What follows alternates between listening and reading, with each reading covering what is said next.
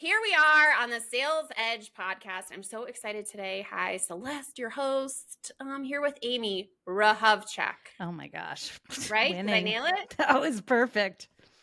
I know we practiced that of time. No, we've actually been chatting and it's like, holy crap, holy shit. I guess I could say that. There's so much more to talk about. So I'm really excited that LinkedIn led us here. I saw you randomly. This is what LinkedIn does, right? Mm-hmm. It's like the universe saying you need to connect with this individual because there's something about them that you're drawn to. Definitely your profile. Let's just say without a standout profile, like nobody knows you exist without your sales edge. So I want to talk in the next 15 minutes about what is that? So my idea of sales is that you don't necessarily have to be like the greatest at it, right? Right. I think you actually posted about this. It's freaking hard. Mm-hmm. You don't just wake up one day and say, I'm going to be in sales and I'm going to excel at it because I practiced one time. Mm-hmm. No. Mm-hmm. But typically over time, what we find is someone carves out like a little sales edge, right? Mm-hmm. Right. Something that makes them unique, their go-to, whatever it is. We're going to find out from Amy today what that means in her world. And then we will wrap it up with busting a sales myth that she either believes to be true or is ready to dispute. So Amy, tell us a little bit, just who are you? Why was your profile shown to me? And I immediately was like, yes, let's message this person. Oh my goodness, Celeste, it's an honor to be here. And, sometimes I find it's best to just not question the LinkedIn gods and just be thankful for the gift of a new friend. Algorithm works in your favor. That's right. Universe algorithm. I guess it's all kind of merging together. But I like to describe myself. I'm a revenue human for life. I was raised by a sales leader. I sold enterprise tech for a decade. I was C-level at a startup that was acquired. So that was cool. Built out 2 sales enablement departments. And now I've got a boot camp called the Buyer Experience Boot Camp. And the quick little plug, open enrollment right now. We start again September 12th, but who's counting? And yeah, I'm excited to be here and dive into all that is, great and hard and scary and messy about the greatest profession on the planet. Definitely. Yeah. Thank you for that. And you're kind of in this transition point yourself. Mm-hmm. But what I loved about what you said is that you're kind of like tapping back into knowing like your true north, Mm-hmm. which is the name of my LLC randomly, and where you want to be. So like, what is that? If we say like, Amy, what's your sales edge? Like, what is that thing that at the end of the day, you're like, I'm great at this. This is what makes me a salesperson. What is that for you? Yeah. Okay. So I wrote down 2 things actually, because I couldn't decide between the 2 of them. But I want to preface this idea with just a quick precursor that I believe that there's an art and science to everything. Right. And I think what most people get wrong about this idea, you hear it played out in the right brain, left brain dialogues or debates like, are you creative? Are you analytical? Like, it's nonsense. There's an art and a science to everything. And just like there's no such thing as a natural salesperson, right? Which was the post I think you were talking about. Mm-hmm. There's a tremendous amount of work that goes into it. In the same way that we've never met a natural lawyer or a natural doctor, right? That doesn't exist for sales either. And I mention that because I think a key piece to developing an edge or finding the art in how I want to sell or how I did sell, it requires me to first understand and master the science, the fundamentals of selling.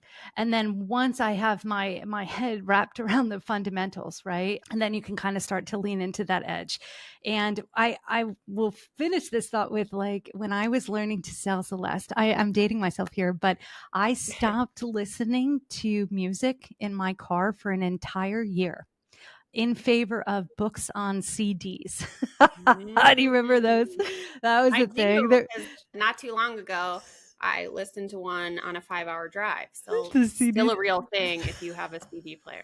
Oh my God. Well, there was also a TomTom in the car and the MapQuest directions were printed out like strewn all over the back seat. Yes. Okay. But anyway, so learning the fundamentals. Now that said, to your question about what's my edge, I think there were 2, right, that really were fundamentally different in how I approach sales versus how, let's say, a sales boss or the average sales boss would prefer to have a rep execute. And the first was that I did not worship at the altar of my sales process. right? I understood that the process would, like, the value that a sales process delivers is not to the buyer, right? It's to the company. It gives them predictability on how much revenue they're going to generate at a certain time. And in fact, this idea that like the sales process or the buying process or journey, to use a trendy keyword, is a linear thing is nonsense. That is not how buyers buy. And so one of the things that made me really stand out is that I aspired to understand the buyer's journey and meet them where they were at. And then the second thing I think that really allowed me to hyper focus on my own effectiveness was I was ruthless at qualifying which opportunities I was going to work at any given time. Like absolutely ruthless. And so there was a very specific criteria that I needed to see. And a lot of it I really did develop for myself because I knew how I sold and what worked and what didn't. And so, yes, for those are the two things that really, I think, brought an edge in my direction after, again, the grueling part of learning the science. Sure. And what's really interesting about what you said is, this buyer centricity of we have to put as a seller our thoughts and the way that we want the direction to go and our desired outcome kind of aside and really get to know our buyer. So I love how you said, you became very buyer focused, which I'm sure meant you were a detective, right? Figuring out as much as you could about people, who worked where, what were they focused on, what was a priority to them, what wasn't. And that is going to be different from customer to customer to customer. How much time did you spend researching just like people? I'm laughing because I don't even think I could put a number on it. I used to say I have I can't even remember the phrase, but I've done so much reading on the psychology of purchasing, on the psychology of the buyer, on just the psychology of decision making and biases and all those things. And we're talking about 20 years worth. But I could talk about my favorite report right now, Gartner's State of Buying report in 2023, and the top 10 factors that go into vendor selection, right? So it hasn't stopped. But I'll add one more. When I go to conferences, one of my favorite questions that I would ask of people just while milling out and about is, which session are you most excited to attend? Which is a proxy of what are you most excited to learn about? Which is a deeper proxy of what is the business problem that you're kind of working on right now.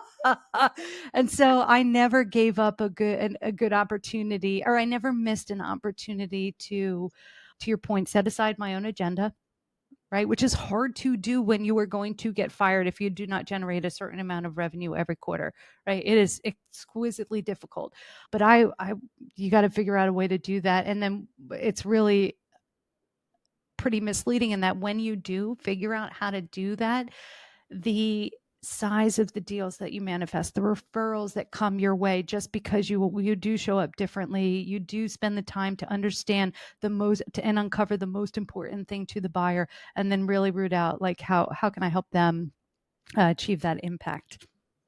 Ooh, this is all juicy tidbits, and like we just could keep going Yeah, and we could do going, this all which I would day. encourage any listener, right? I mean, this is someone who's sitting in front of me on the internet who I'm just like, wow, tell me more about that.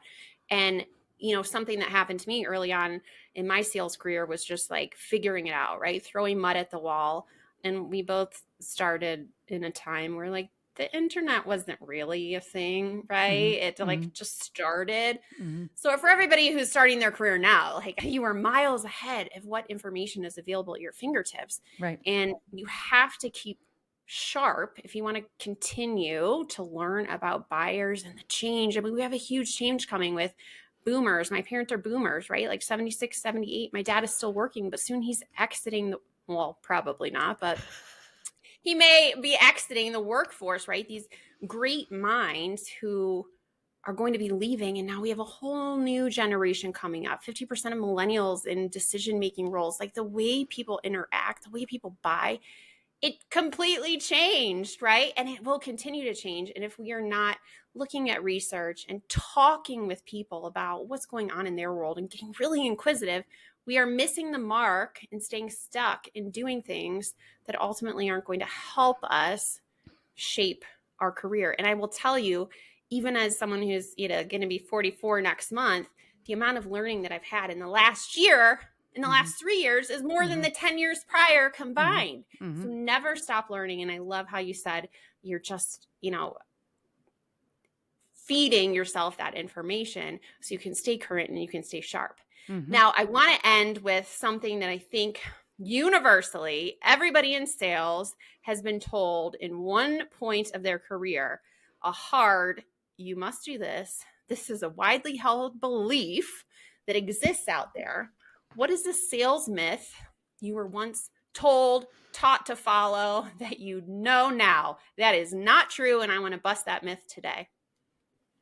Oh man, there's so many. Like, I don't know how you expect me to choose just one of them. I think we got a tremendous amount of groupthink going on, and like, let's say tech sales in particular, it's pretty wild, the sameness. Okay, so if I had to choose just one, I would say the purpose of a question, right? When I think about how most sellers are taught to approach the sales conversation, right? And I'll like ask most people, like, what is the purpose of asking a question during a sales call? Right. And generally you get some kind of response back, like, to gather information. I'm trying to band them. We're trying to understand their needs, blah, blah, blah, blah, blah. All of these things are true. However, if we take a step back, right. And like the goal of selling what really is you're trying to help someone change their behavior, trying to make a better decision and move in a different direction.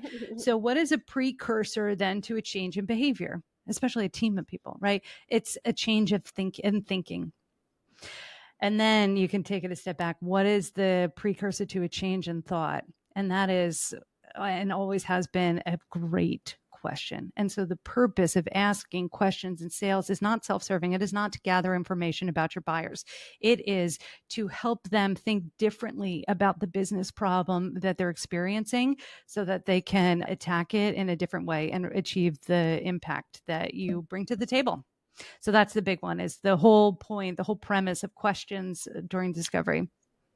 I'm like in awe of, yes, tell me more about this. The premise of gap selling is along the same lines of, typically people go in and they have this, I'm going to check all these qualifications off, and it's rooted, anybody who has a problem, it's rooted in this change management belief and the neuroscience behind change management of, you can say you need to go on a diet, you can say you want to change something, but if you don't agree you have a problem, if you don't admit you have a problem, if you're unwilling to make that change, nothing's going to happen. And so it's right along those lines of, and now I'm going to go look this up even more and want to talk to you further about this. Now I'm intrigued of really the psychology behind it, and opening up this Pandora's box that as salespeople, what is the psychology behind our buyers and us as sellers, and how do we meet that in the middle in this like sweet spot? So thank you so much for sharing that. Of course, anybody that's interested in reading further on this particular topic, I think the great Adam Grant did a great job with I think it's his most recent book, Think Again.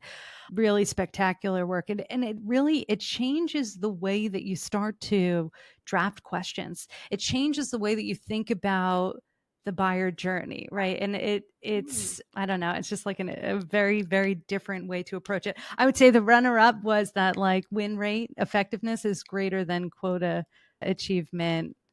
Change my mind, right? The average win rate in tech sales right now is like 17%, and which is insanely low, and it doesn't need to be that way. Right. And we're not talking about, all right, that 83%, like what's happening to that? Yeah, like your where sales process going? you're so obsessed with, like you're setting your team up to lose 83% of the time. Have fun with that. That could be how you sign off on all your podcasts. I love that. I may steal that. Okay, that's really so good. Adam Grant, one more time. What is the book? Adam Grant. Think Again. Look at me writing that down. Think Again. All of you, take a note. Think Again. That is an awesome recommendation. Thank you so much. Amy, we try to keep this super short because the attention span of everybody is a goldfish. So I'm probably going to watch this on 2-point speed, which I love and is my recommendation, 1.5 to 2.5 or 2. You can't go above that, I don't think. It's But funny. any I'll take parting, I'll take you right in the middle. I'm a 1.75 girl. okay. I think it depends. I find myself definitely 1.5 to 2. 1.5, I sound just normal. I've Okay. realized I talk so slow. So any parting thoughts for our listeners today, as you are the first to kick off this podcast, The Sales Edge, and we have a great lineup coming up of just really unique individuals in sales who have like been there, done that, and are doing it still. Any parting words from you? Yeah. One of the best things that you can do for yourself mentally is to redefine your own definition of success, right? If you were born or raised in a Western culture, we define success as based on an outcome, right? When I get married, when I win this deal, when I buy this house, then I will be happy. When. The challenge, right? With operating, well, first of all, that's incorrect. The joy to be found, the happiness to be found is in the journey. However, that mindset is exponentially more problematic for us as sellers because our outcome never comes, right? You hit your month, you hit your quarter, and what do you get? A weekend to celebrate it, and then it starts all over again. On top of, if you do not do this, then you will lose your job. And so focus very hard on changing that definition for yourself and understand that success is in the journey. Success is in the inputs that you put in, particularly the work, the practice, the effort, the going and talking to buyers after you lose a deal or win a deal to figure out why and then recreate that moving forward. That's what winning looks like in this profession. Oh, I love it. And yes, I'm all about the journey myself because I've been there. I've gotten the big bonuses and the big paychecks and flew myself first class when I got my master's at George Washington. And I was like, now what? Mm-hmm. Right? It's Mm-hmm. anticlimactic. Mm-hmm. It is about the journey and the process and the people you meet along the way who can have significant impact on your life. It has been such a pleasure hearing your short snippet. I will link everything in the show notes so you get a whole slew of new followers because the content you're putting out there is awesome. And I can't wait to celebrate your sales journey as you continue to impact lives. So thanks so much for being on the show. It's my pleasure, Celeste. Thanks for having me. Good luck with the new journey. Woo! Yeah, thank you.